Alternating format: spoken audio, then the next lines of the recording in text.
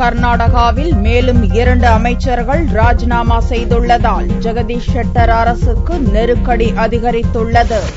கர்நாடகாவில் ஜெகதீஷ் ஷெட்டர் தலைமையிலான பாரதிய ஜனதா அரசுக்கு முன்னாள் முதல்வர் எடியூரப்பா கடந்த ஓராண்டுக்கும் மேலாக தொடர்ந்து நெருக்கடி கொடுத்து வருகிறார். கடந்த மாத இறுதியில் ஷோபா உதாசி எனும் 2 அமைச்சர்கள் உள்ளிட்ட 13 எம்எல்ஏக்கள் பாரதிய ஜனதாவிலிருந்து விலகி எடியூரப்பாவின் கர்நாடக ஜனதா கட்சியில் இணைந்தனர். அந்த ஆபத்திலிருந்து தப்பி பிழைத்த ஷெட்டர் அரசுக்கு மீண்டும் நெருக்கடி ஏற்பட்டுள்ளது. வியாழனன்று வனத்துறை அமைச்சர் சி.பி. யோகேஸ்வர், சிறு தொழில்துறை அமைச்சர் நரசிம்ம நாயக் ஆகியோர் முதல்வர் ஜெகதீஷ் ஷெட்டரை சந்தித்து ராஜினாமா கடிதம் அளித்தனர்.